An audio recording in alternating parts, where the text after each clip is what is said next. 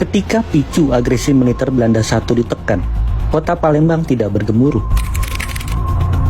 Pasalnya, kota Palembang telah dikuasai Belanda sebagai konsekuensi perjanjian pasca pertempuran 5 hari 5 malam. Pada 23 Juli 1947, menjelang sahur di bulan Ramadan, Belanda menyerbu pos-pos pertahanan TNI di pinggir kota Palembang, yang memang ditempatkan TNI untuk mengepung kota Palembang. Para pejuang dan rakyat melawan dengan persenjataan yang ada. Belanda kemudian menangkapi para pejuang yang terlambat mundur. Akibatnya, pemerintahan sipil RI di Keresidenan Palembang harus hijrah ke Lahat.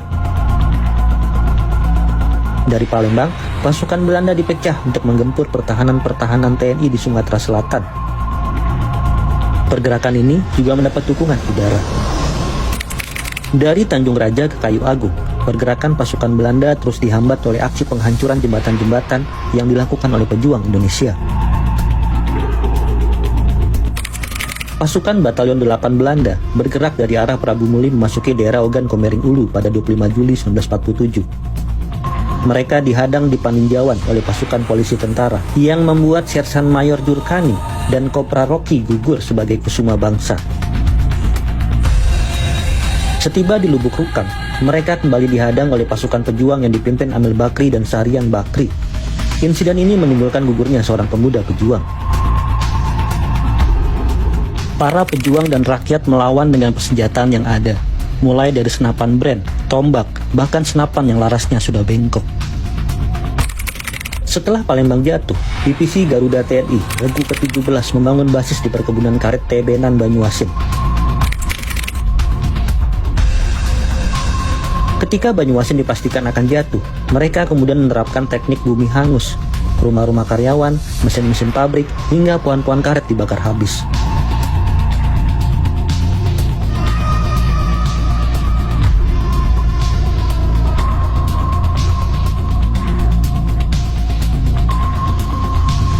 Sementara itu, pejuang yang bergabung dalam Front Rangkan menghancurkan jembatan-jembatan untuk menghambat pergerakan Belanda. Jembatan-jembatan itu tidak diledakkan, melainkan disiram minyak ke badan jembatan kemudian dibakar. Tampak rangka besi jembatan terpelintir dan bengkok karena panas. Karena cepatnya kedatangan pasukan Belanda, TNI gagal menghancurkan jembatan di Batanghari Leko. Jembatan itu hanya mengalami kerusakan ringan, tetapi masih bisa dilintasi. Pasukan Belanda kemudian menempatkan sejumlah personel untuk menjaga jembatan ini. TNI membumi hanguskan komplek kilang minyak Pendopo, milik SVPM, anak perusahaan minyak Amerika Serikat.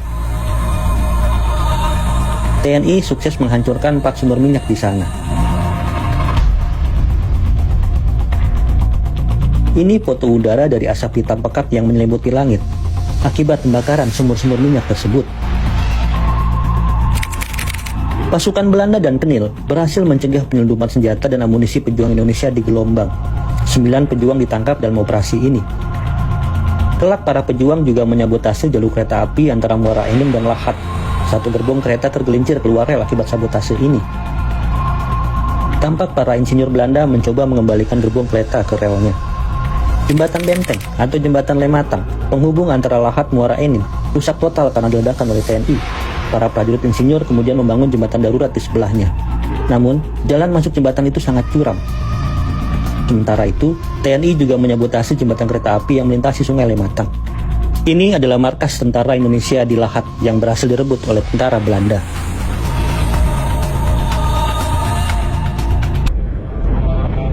Hari itu, pasukan Belanda juga mengambil alih seluruh pos pertahanan dari Inggris. Lalu pos-pos pertahanan itu langsung diisi untuk mengamankan Palembang dan sekitarnya dari serangan tentara Republik Indonesia. Arogansi Belanda membuat pejuang Palembang muak. Puncaknya, ketika Belanda mengubah fungsi Rumah Sakit Katolik Roma Caritas di Talang Jawa dari fasilitas kesehatan menjadi benteng pertahanan yang kuat dan strategis. Peralihan fungsi ini sudah dipikir masak-masak oleh Belanda. Lokasi Rumah Sakit Caritas yang terletak di atas bukit memudahkan Belanda untuk mengawasi pergerakan rakyat Palembang yang akan membahayakan mereka. Selain itu, pendudukan Rumah Sakit Caritas juga memudahkan hubungan Belanda dalam menuju Talang Betutu dan Talang Semut.